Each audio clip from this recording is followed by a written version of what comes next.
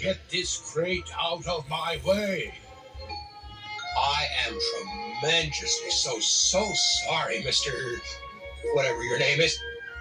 I do seem to be blockerizing and obstructivating your mobility.